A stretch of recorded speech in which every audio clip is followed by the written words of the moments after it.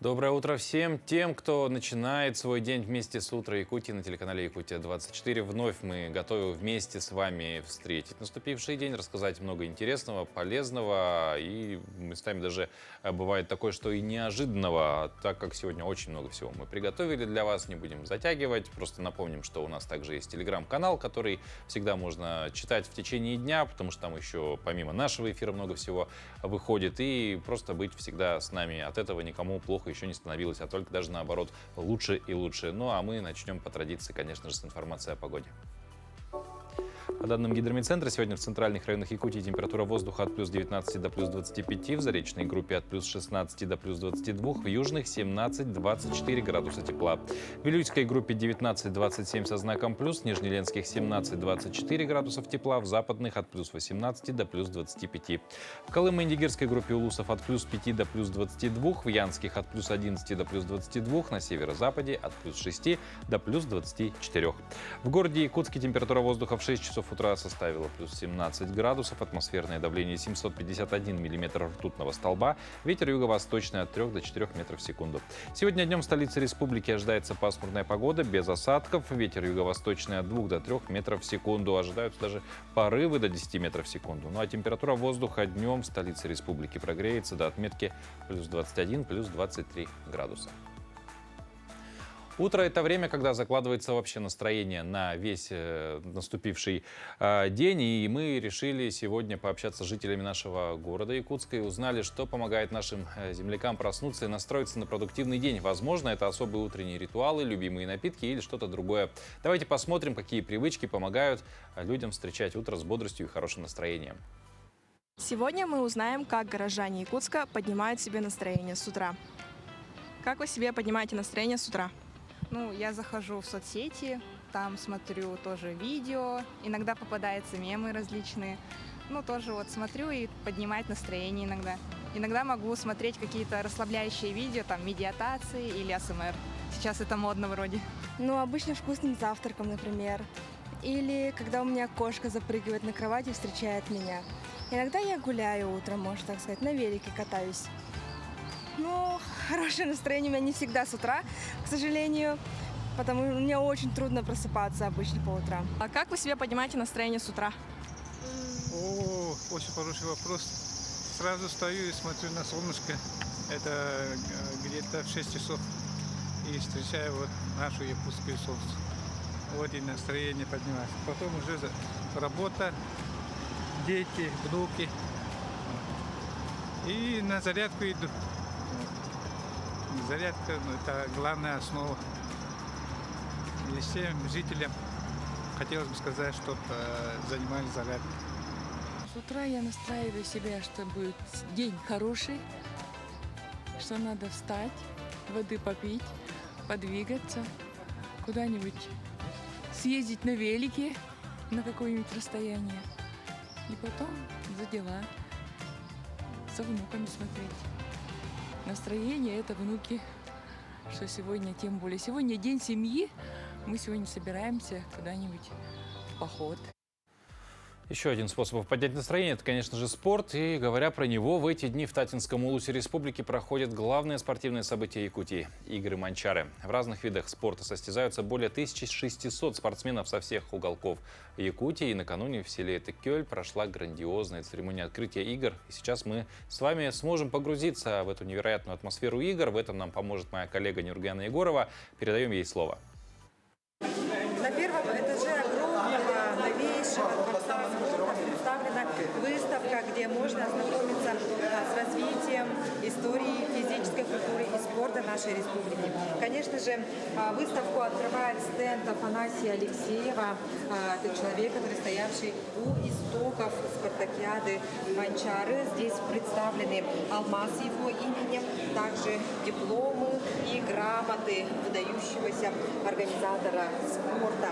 Далее идем и смотрим. Амгинский музей, конечно же, представил своего Опко Бухатыр. Это его национальный костюм и спортивный халат абсолютного чемпиона республики Саха-Якутия.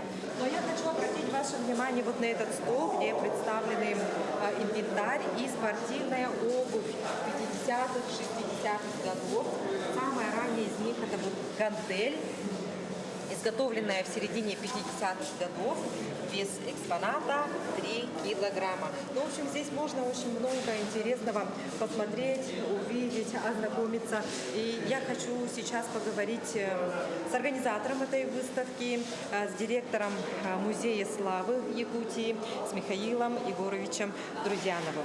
Михаил Егорович, добрый день. Добрый с день, началом, с праздником. С праздником большого спорта. Игры Манчары сегодняшнего дня начинаются. Да. Ну и расскажите, пожалуйста, об этой выставке. Кто здесь представит свои экспонаты? Ну, по плану оргкомитета вот, и по чутку руководства Республиканского музея имени Ярославского мы создали вот эту выставку. Вот. Выставка в основном участвовали ближайшие вузы. Вот. Республика вообще у нас числится 14 музеев, вот, в том числе музей спортивной славы, вот, который создал это Кошни. Ну и здесь представлено, например, модуль свой этот призыв, в том числе участвует музей имени Горького из Чурапчи, музей имени И. Васильева из Мегалканского района, участвует музей спорта детской спортивной школы Ангинского района. Вот. В том числе мы сегодня отразили семьи Романа Михайловича. Вот здесь медаль Романа Михайловича, который завоевал 70-ю гору. Вот. Копия олимпийской медали. Вот. Ну, это практика впервые. Вот. Раньше в таких мероприятиях музей никогда не принимал участие. Но вчера открыли, и сегодня утром тоже официально открыли. И все двое министерства, министр Леонид Николаевич и замминистра Трантави сказали, вот такие будем привлекать для показа молодых спортсменов наши спортивные достижения. Поэтому я очень рад, потому что через 2 года будет уже спортивные игры в Нюрбе.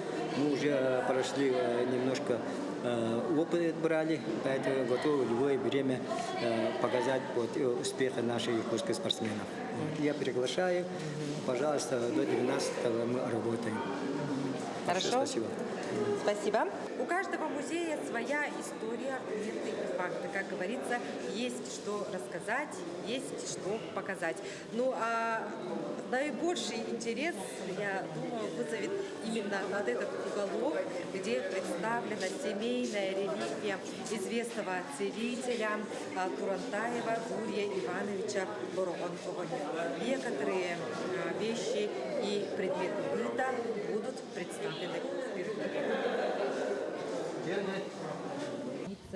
Этот сундук только мы впервые показываем людям. Этот сундук с 1889 года, сундук, который, когда наша прабабушка Ольга Семеновна приехала невесткой к нам, в наш род. Тогда это она дочка Кулуба Люгойского. Так и вот дальше вот на этих фотографиях можете посмотреть Вячеслав Андреев, да, опять спортсмен Вячеслав Андреев со своим тренером Валерием Петровичем Каремясовым. Вот можно посмотреть Иван Николаевич Сивцев, Антон Иванов, Дмитрий Шадрин. А вот нижние фотографии 6-кратный чемпион игр Дагына Николай Дьяконов. Можете посмотреть. И вот документы могу показать. Вот это первый документ. МЧИТ целитель, да, это такой документ выдавали наши якутские МЧИТ Ахсис Кердис, Тюгюльге МЧИТ, да, это выдавали наши Кондаков выдавал. Так, а вот этот второй сертификат, вот написан сертификат, обложка такая, и вот на 2 языках это от Международной ассоциации народной медицины при ЮНЕСКО. Руководителем был Кандыба. Стенда можете посмотреть нашего дедушку Турантаев Иван Семенович, в народе его называли Адрес Учута. Он был учителем, одним из первых. Да. Нам говорили, что это он владел 6 или 7 иностранных языков свободно. И вот сервис. Семейный сервис Дулева. Это 58-й год, а там стакан дедушки 54 год, тоже Дулево. У нашего папы постоянно были очень много людей. И мы, когда очень много людей были, мы в день кипятили этот самовар 16 литров объемом 5-6 раз в день. И еще некоторые пили холодную воду, но тогда можете рассчитывать в день, сколько воды мы готовили. А выставка до какого числа? До 12-го, до окончания игр. Ну и в конце хочу показать вот такой кубок, который был разыгран в 2005 году в первой группе. Занявшая второе место команда получила такой красивый чорон. Ну, а на этом мы завершаем наш экскурс по выставке спортивной истории Якутии. А новая история пишется уже с сегодняшнего дня. Что ж, благодарим Нуркуяну за такой прекрасный экскурс. Чуть далее мы тоже поговорим немножко на тему спорта, но уже другого. Но все это сразу после выпуска новостей от наших коллег из информационной службы.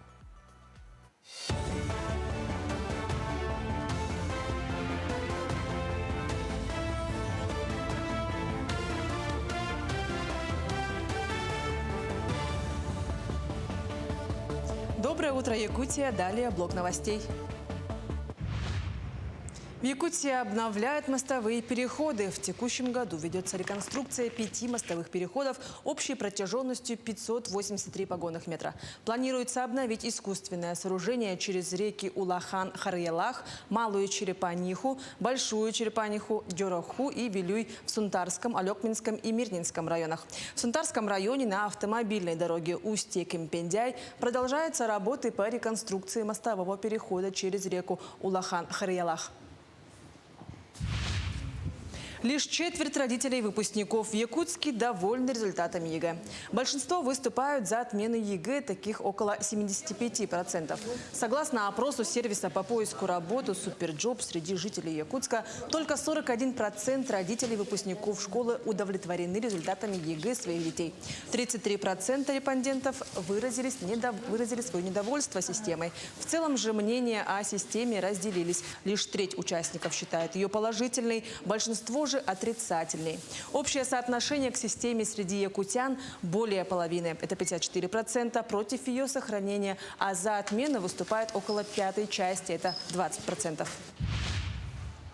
В Ленске второй раз прошел российский проект «Большие семейные выходные». Организатором выступил Ленский комитет по семейной политике. Мероприятие направлено на укрепление семейных ценностей, популяризацию совместного отдыха и создание позитивного образа российской семьи. Десятки ленчан приняли участие в разнообразных активностях, настольных играх, рисовании на асфальте и пилатесе. Также состоялся открытый диалог с психологом и работала ярмарка изделия ручной работы. В связи с успехом проекта «Большие семейные выходные» теперь будут проводиться в Ленске каждый месяц. Данное мероприятие понравится абсолютно для всех членов семьи. Сегодня на нашей локации присутствуют и мастер-классы семейные, и выставка-продажа изделий ручной работы именно для дома. Мастер-классы, где каждая семья может создать свою карту желания именно семейную и может оставить свои отпечатки рук для сохранения на будущее как память. И в завершении нашей программы мы хотим устроить беседу с психологом, где родители могут задать такие самые насущные вопросы и, конечно же, получить на них ответы. Якутия и Кыргызстан расширяют спортивное сотрудничество. В столице региона состоялась рабочая встреча президента Международного комитета «Дети Азии» Владимира Максимова и директора Государственного агентства физической культуры и спорта Кыргызстана Айбека Абдымамунова. Стороны обсудили ключевые вопросы развития детского и юношеского спорта, укрепления международного партнерства и подготовки к предстоящим спортивным соревнованиям. Особое внимание уделили совместным проектам, направленным на популяризацию здорового образа жизни среди молодежи, обмен опытом и поддержку молодых спортсменов. Да, мы с комитетом «Дети Азии» очень тесно сотрудничаем. Команда из Кыргызстана участвует во всех играх «Дети Азии», начиная с 1996 года по сей день и в зимних, и летних играх. И будем стараться и дальше тесно сотрудничать, тесно отправлять наших спортсменов, детей, чтобы они участвовали, выигрывали и становились выпускниками проекта «Дети Азии». Спасибо нашим коллегам. Ну, как уже сказали, будем дальше говорить про спорт, потому что всю большую популярность продолжает набирать такой вид спорта, как, спорт ли это, тоже мы это узнаем, это сапсерфинг. Вид спорта достаточно молодой, являющийся одной из разновидностей серфинга. И в отличие от доски для серфинга, который мы все знаем, кто-то вживую, кто-то по фильмам, сапборд комплектуется специальным веслом, с помощью которого и осуществляется управление. Ну, а аббревиатура САП, это stand-up paddle, как бы подразумевает, что можно кататься стоя, грести, а при этом не обязательно стоя. Можно и на коленях, можно и сидя, а при должной сноровке можно и лежа попытаться. Чем же вообще привлекателен этот вид спорта и на каких водных поверхностях можно использовать этот спортивный снаряд, узнаем у нашего гостя, инструктора по сапсерфингу Михаила Ефимова. Михаил, доброе утро. Здравствуйте. Вот. Ну, как мы сказали, кататься можно по-разному и на разных, возможно, даже водных гладях, да, но в первую очередь тренд набирает популярность. Каждый год, как будто бы, если смотреть на городские водоемы, людей на досках огромное количество, все больше и больше становится. Чем он так вот привлекает людей? Ну, во-первых, он привлекает, получается, доска само по себе это доступность, то есть и интерес. Мы когда вот начинали в 2011 году, мы до этого в 2007 году только на море видели, в Владивостоке. Люди стоя ходят. Непонятно. Ну, сдалека посмотрели, это как, вроде бы на руках что-то держит. Волны вроде нет, да, они идут, да? И идут как-то. Красиво смотрится, первый раз видели. А потом в 2011 году здесь, когда якутские опробовали сами, и сами оттуда и начали заниматься этим видом спорта.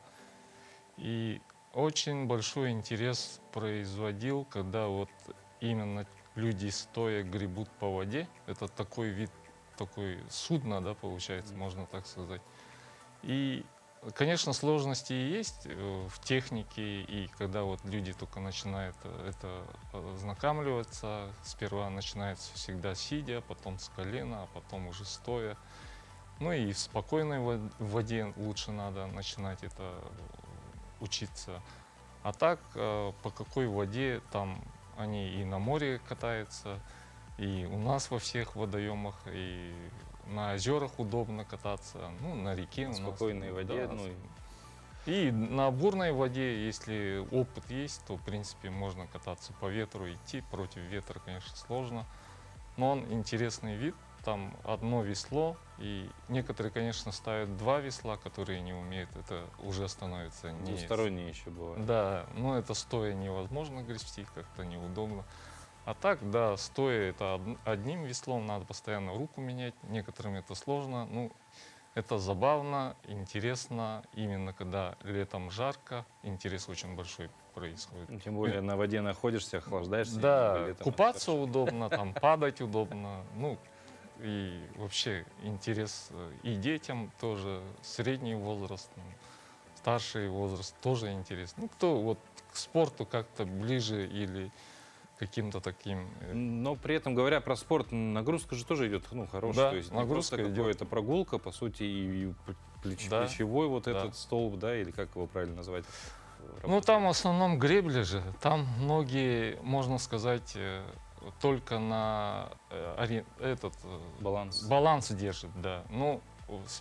Сперва, когда вот только встаешь, ноги начинают трястись, потому что ты не знаешь, как это происходит. Баланс держишь, как-то опасно, вода холодная, там, или глубокая, там у людей разные страхи бывают. Поэтому не стоит забывать про жилет. Да, спас-жилет это обязательно.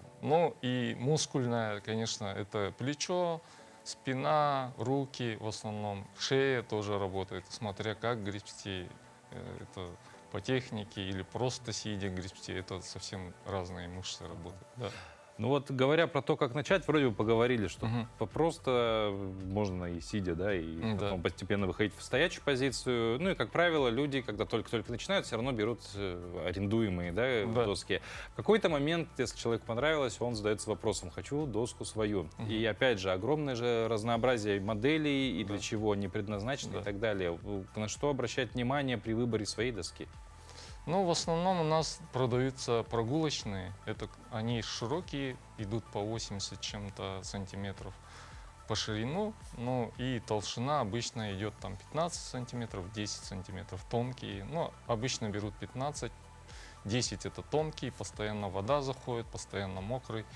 Ну и размеры там 3-метровые, 3,20, 3,15. Средняя такая вот, если посмотреть все сапы, которые у нас продаются, то они являются прогулочными. Вот есть, которые именно гоночные, которые спортсмены участвуют в соревнованиях.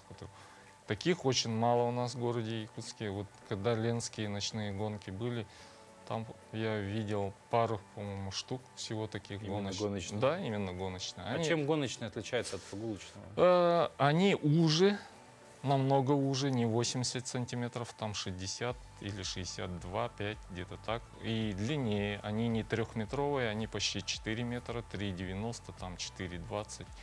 Они более скоростные, и стоя, если гребсти, я в прошлом году одалживал у одного человека, и стоя очень сложно баланс держать. Он узкий, из-за этого все равно устойчивость трясет. Да, устойчивость сразу видно. А когда начинаешь стоя гребсти, но он идет, там скорость разы быстрее. Ну, наверное, за один грибок и сколько? Ну, за один грибок, ну, 2, 3, 4 метра даже можно разогнать. Но говоря, опять же, в разрезе, с чего, что выбрать как свой первый САП, все-таки лучше с прогулочного начать, конечно, потому что к спортивному нужно прийти да, уже. К спортивному лучше прийти. И лучше не самого китайского, который 10 или 12 тысяч, однослойный, который качество не отвечает. То есть один раз можно проколоть, и все, можно уже его выкидывать. Потому что у нас этими ремонтом никто в городе не занимается. Именно САПами. Это надо в Владивосток или какие-то такие города. То есть, и опять же, сразу выбирать какой-то, ну, если, ну, явно не премиум, но хотя бы такой средний сегмент. Средний, да. Российские хорошие есть, вот «Гладиатор», но они дорогие, двухслойные.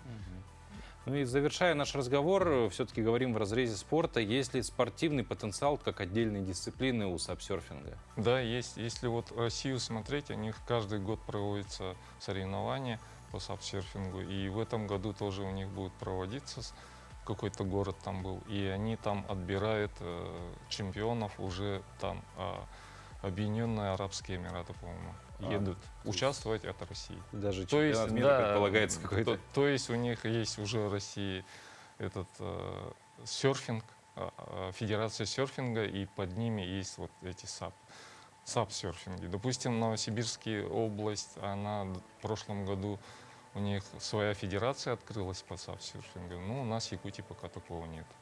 Ну, возможно, в будущем каком-нибудь у нас тоже это появится как отдельный вид спорта, и люди будут активно этим увлекаться, заниматься. Не исключено, что кто-то из якутян отправится в Арабские Эмираты, представлять интересы страны. Михаил, спасибо за интересную беседу. Думаю, многим будет познавательно, особенно в летний период. Все-таки, да, это летний вид спорта. Вам желаю успехов дальнейших в вашей работе. Просто хорошего дня.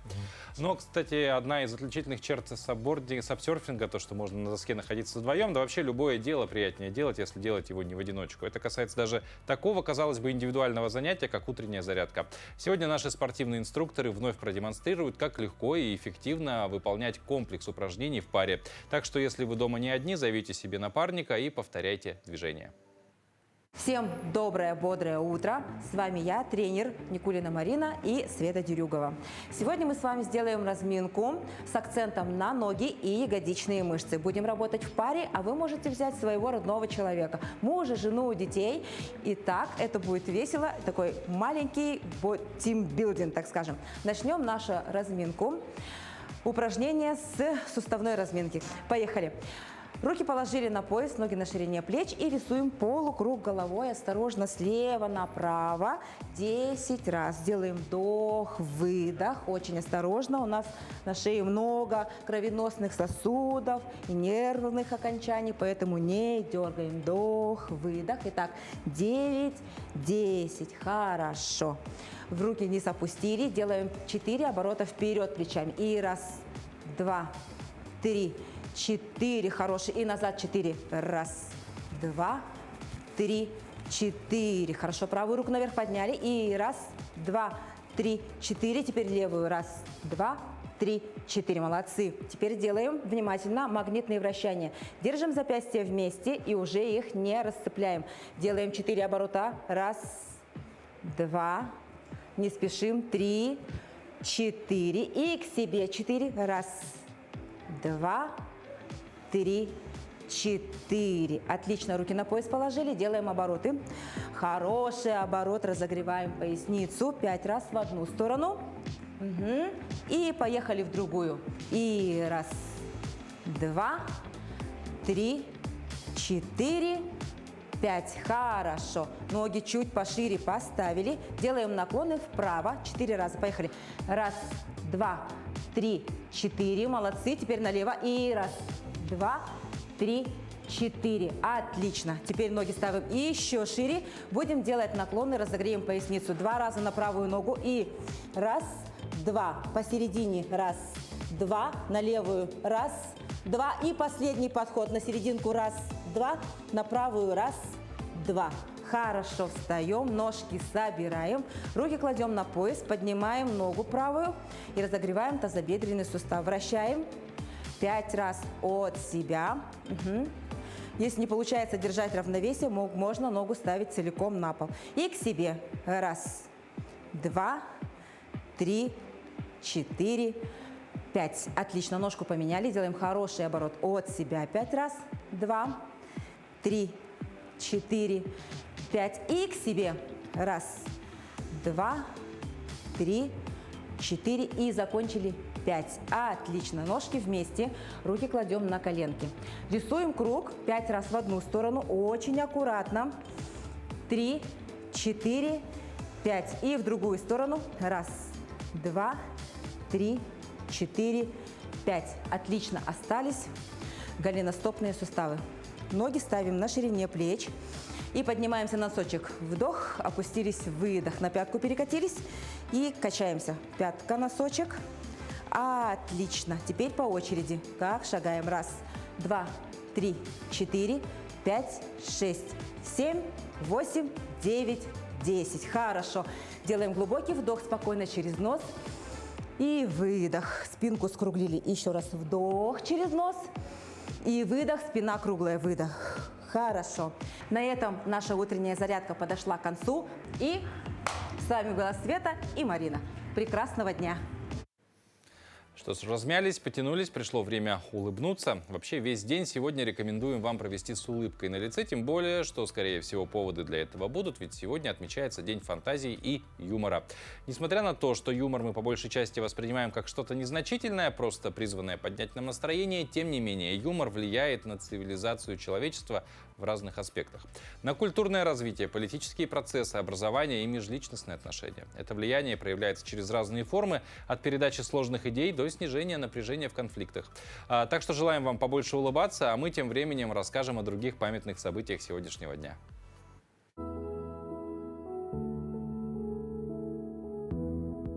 На календаре 9 июля. Сегодня отмечают День сахарного печенья. По народному календарю Давид – земляничник. Земляничником преподобного Давида на Руси прозвали за то, что в его именины в лесу созревают первые ягоды. Землянику русские люди всегда любили, особенно дети. Для них она была одним из главных лакомств. Об этой ягоде сложено множество поговорок. Например, такая: «Первую ягоду в рот кладут, а вторую в дом несут». Что в народе хотели этим сказать, понятно. Трудно удержаться от соблазна отведать первую поспевшую землянику, а уже после, утолив голод, можно заняться и заготовкой ягод. На Давида подмечали приметы погоды. Если шел дождь, это означало, что все лето до сентября будет мокрым. Хорошая же погода предвещала тепло и солнце 7 недель подряд. Этот день в истории. 1762. В результате дворцового переворота на российский престол взошла Екатерина II. 1791. Русская армия нанесла поражение турецким войскам в Мачинском сражении. 1877. Изобретатель телефона Александр Белл создал первую телефонную компанию. 1877. В Уимблдоне состоялся первый теннисный турнир. В этот день родились 1751 Николай Шереметьев, русский меценат, покровитель искусств, граф. 1879 Карлос Шагас, бразильский медик. 1889 Николай Овсеев, русский и советский поэт. 1931 Андрей Капица, советский географ и геоморфолог. 1933 Зинаида Кириенко, советская и российская актриса театра и кино, певица, народная артистка РСФСР. 1933 Элем Климов, советский и российский кинорежиссер, народный артист России. Именины сегодня отмечают Георгий, Иван, Павел, Тихон и Давид.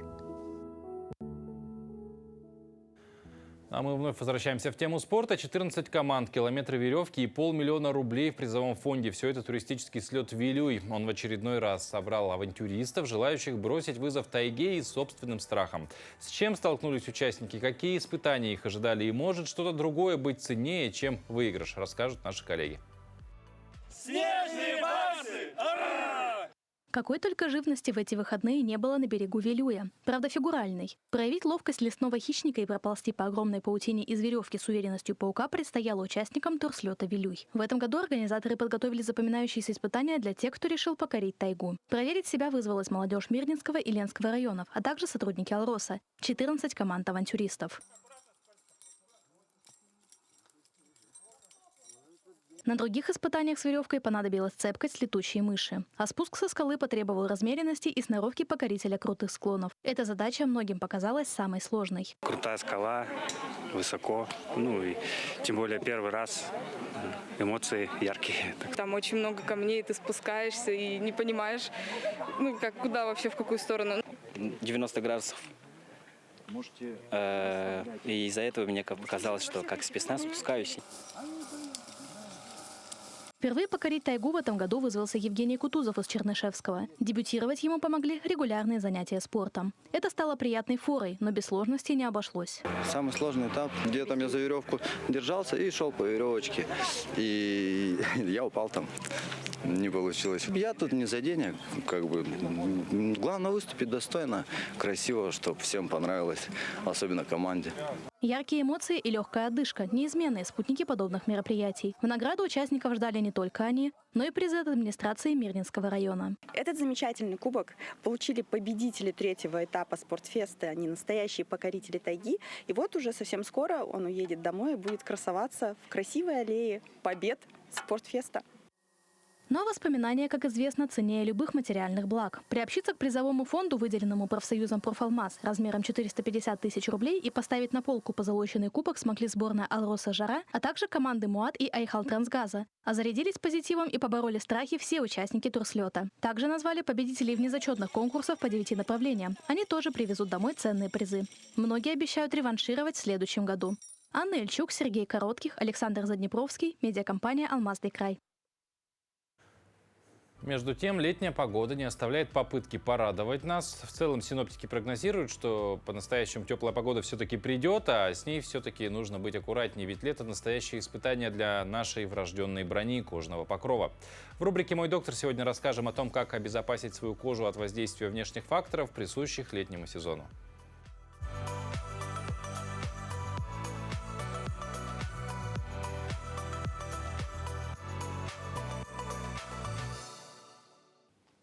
Доброе утро! Летом кожа подвергается особым испытаниям – солнцу, ветру, песку, воде, а также различным кожным инфекциям и последствиям дерматитами. Чтобы сохранить здоровье кожи, необходимо соблюдать простые правила. После купания в бассейне, море или речке важно обязательно тщательно промывать кожу, чтобы смыть соль, хлор или песок, а также увлажнить ее специальными средствами, чтобы избежать сухости и шелушения. Если кожа чувствительна или склонна к дерматитам, лучше использовать гипоаллергенные увлажняющие кремы и избегать длительного пребывания на солнце без защитных средств. При солнечных ожогах и покраснениях важно сразу же остаться в тени, охладить кожу прохладной водой и нанести успокаивающий крем или гель. Помните, что ожоги повышают риск возникновения рака кожи в будущем, поэтому профилактика – это лучший способ защиты. Также крайне важно избегать травм кожи. Не царапайте и не тревожьте поврежденные участки. И не пользуйтесь чужой одеждой или полотенцами, чтобы не занести инфекцию. Летом опасный вирус герпеса и другие инфекции могут вызывать высыпание, инфекционные дерматиты. Чтобы снизить риск их возникновения, соблюдайте гигиену, мойте руки, избегайте контакта с больными. Защита кожи – это залог комфортного и безопасного летнего отдыха. Будьте здоровы!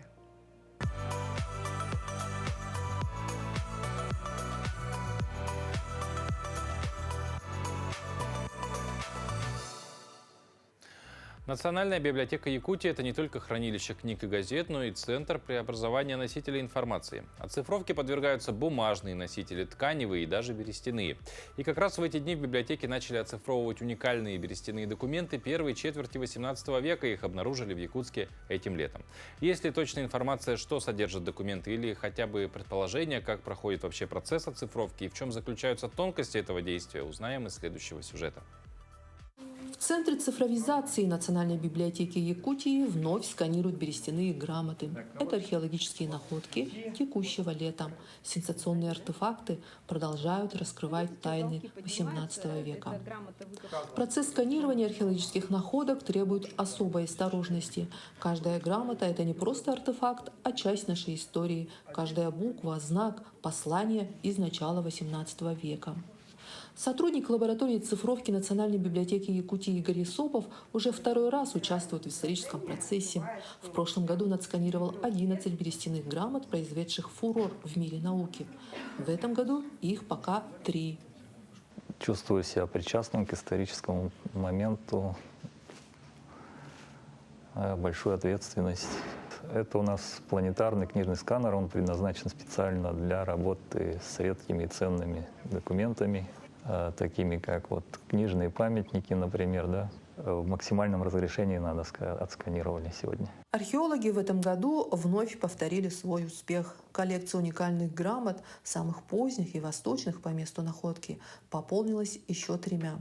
Эти грамоты представляют собой фрагменты исачной книги и содержат важные записи о налогах и жизни населения того времени. Это порванные страницы исачной книги. Порваны они были специально, сознательно. Мы предполагаем, что это либо черновики, поскольку в Москву документы шли на бумаге. А после того, как они перебеливались и уходили в Москву, черновики уничтожались.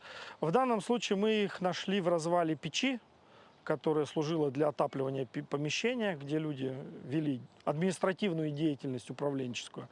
После введения в научный оборот берестяные грамоты в виде цифровых документов будут размещены на сайте Национальной библиотеки.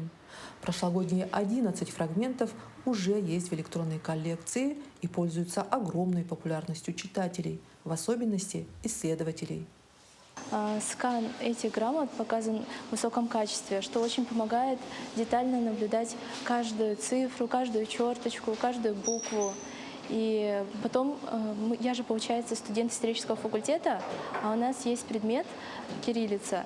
И, получается, мы переводим это все, читаем, а оно нам помогает больше и детальнее узнать о том, какой был быт, как вели документацию.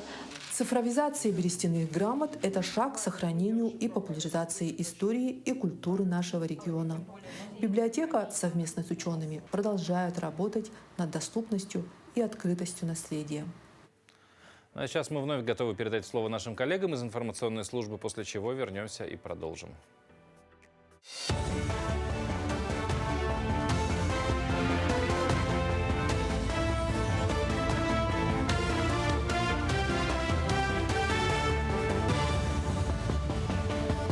Мы продолжаем говорить о самых заметных событиях этого утра.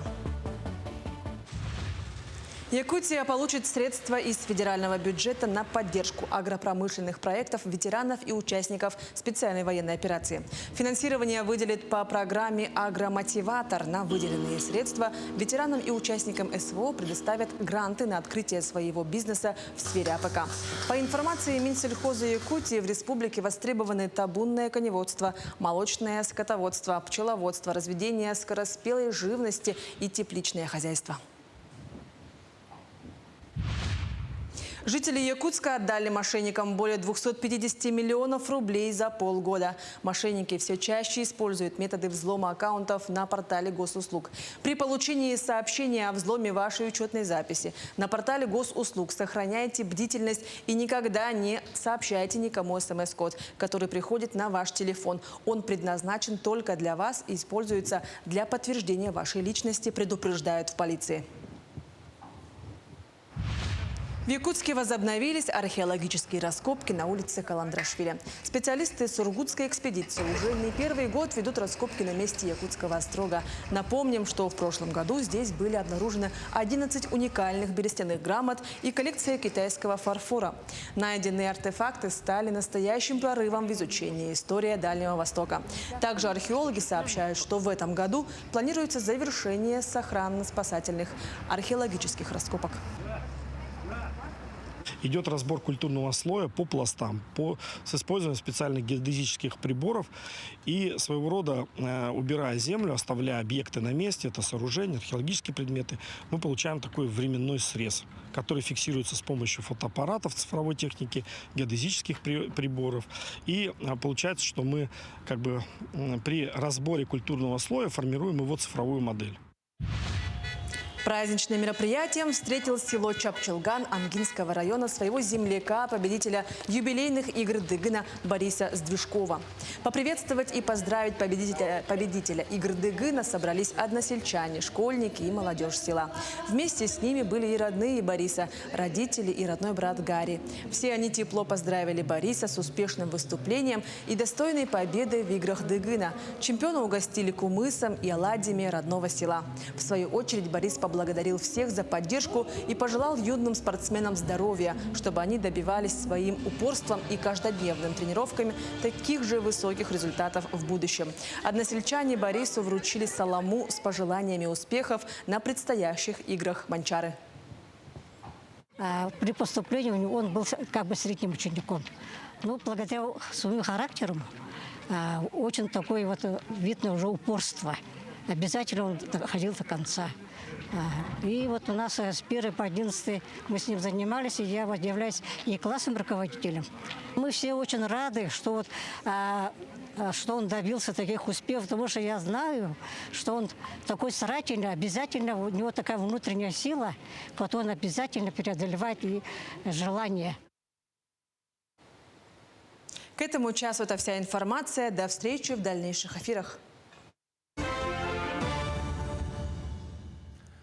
Спасибо нашим коллегам. А мы продолжаем. Поговорим сейчас на одну такую важную, наверное, и очень интересную тему. В последнее время участились случаи выхода медведей к людям. И, как объясняют эксперты, связано это с несколькими факторами. А вот какими именно и как эти факторы влияют, вообще узнаем у нашего гостя, директора Института биологических проблем криолитозоны Якутского национального научного центра Сибирского отделения Российской академии наук Иннокентия Михайловича Охлопкова. Иннокентий Михайлович, доброе утро. Доброе утро. Действительно ли можно сказать и констатировать, что учащаются случаи выхода медведей к людям?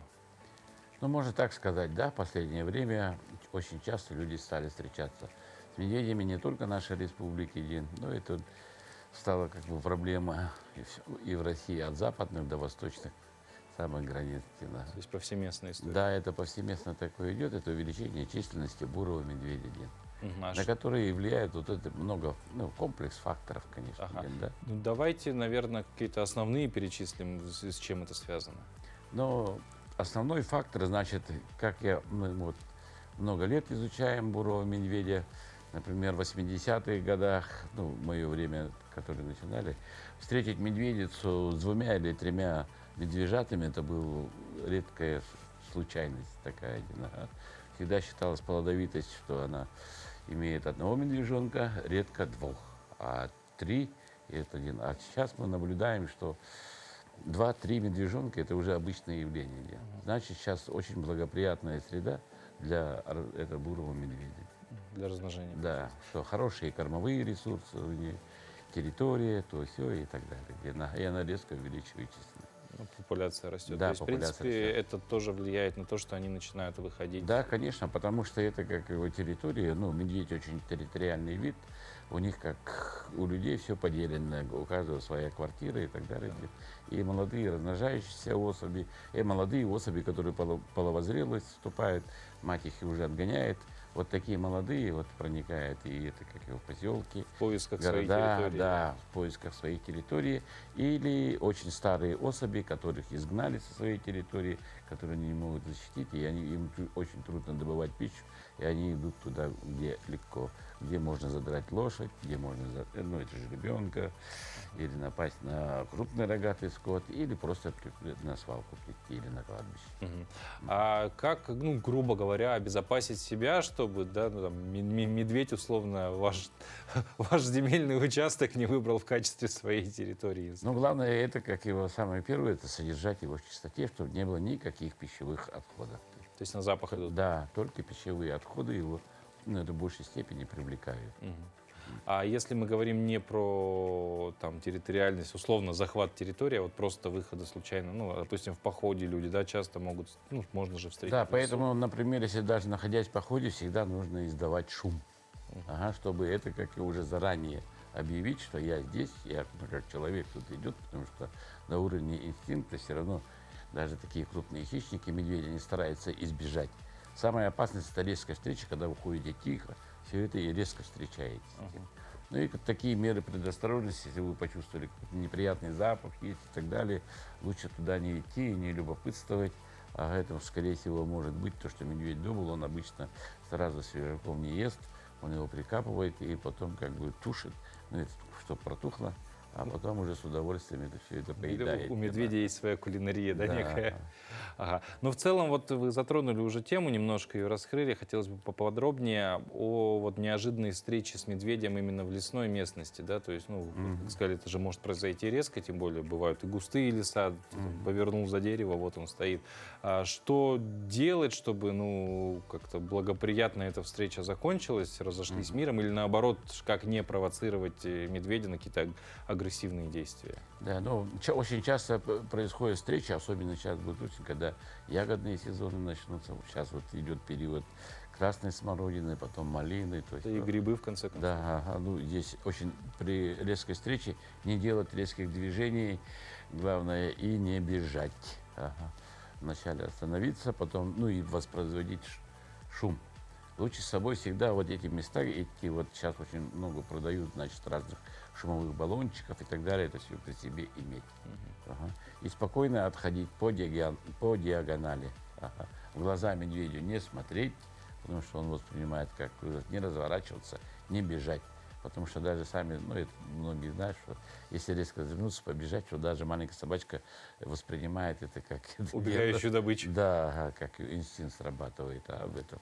А вот немножко непонятно по диагонали от чего, то есть на что ориентироваться? От медведя отходить, не по прямой, а чуть в сторону отходить от него. То есть, грубо говоря, вот я смотрю на медведя, и мне вот идти вот как-то в ту сторону. Но если есть деревья, постараться выбрать крупное дерево, чтобы прямого нападения, если вдруг будет. И если есть возможность, конечно, тут это в шоковом состоянии, конечно, трудно будет обратить внимание но смотреть на состояние медведя, если у него шерсть на загривке поднялась, то это уже крайняя степень агрессивности. То есть, скорее всего, прижаты уши, поднята шерсть. А как понять тогда обратно, что медведь относительно спокоен? То есть, но если у него таких эффектов нету, да, все это, потому что медведь иногда редко тоже может со страха рвануть и обратную сторону, но это очень редко бывает.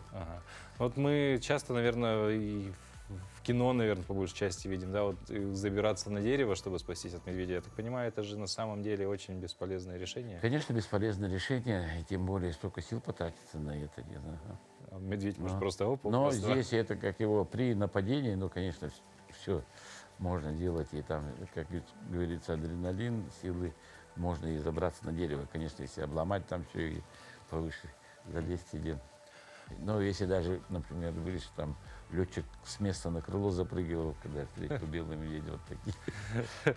Понятно. Ну и, наверное, завершая нашу беседу, все-таки наша тайга, она богата разной живностью, в том числе хищной. Да? Вот эти все советы применимы только к медведям или, допустим, другим хищникам? У нас и волки, да, существуют, с ними тоже можно встретиться в лесу. Ну, у нас это как его нападение волков на человека практически за всю историю практически не фиксировалось. Есть только на уровне разговоров, что там догоняли и так далее, какие-то годы где-то. Хищники, они очень осторожные, они могут даже ходить рядом с вами, но не показываться вам на глаза, тем более волка. То есть, грубо говоря, из хищных представителей фауны нам опасность Да, представляет только особую медведь. опасность только представляет медведь, ну и волк в состоянии бешенства, конечно. А здесь уже ничего не спасет, только биться с ним. Но тогда гипотетически при каких обстоятельствах волк может напасть на человека, если мы не говорим про бешенство, то есть вот обычный волк, то есть или в принципе волк там настолько разумный, что такое, с человеком я лучше связываться не буду. Да, он лучше с человеком связываться не будем. Может быть такая ситуация, даже когда из логова забирает волчат, волчица не нападает. Да? То есть даже несмотря на всю стайность этого животного. Летом они это не стайные, зимой только стая избивается, а зимой очень редко кто в лесу ходит, кроме охотников. Ну, в принципе, все может быть, предупрежден, значит, вооружен. Тогда, Иннокентий Михайлович, вам спасибо за беседу. Интересно это было. Про волков много узнали, то есть никогда бы не подумал, что даже настолько волк старается с человека, непосредственно человека именно избегать, а не его жизнедеятельность. То есть мы знаем, что на лошадей могут напасть и так далее. Вам желаем успехов в вашей работе дальнейшей и, конечно же, хорошего дня и отличного настроения. Спасибо. А мы, дорогие зрители, на этом с вами также прощаемся. Желаем вам хорошего дня, чтобы он у вас прошел удачно, благополучно и, конечно же, максимально эффективно, чтобы все, что вы на сегодня запланировали, у вас получилось. Ну а завтра вновь встретимся в этой студии.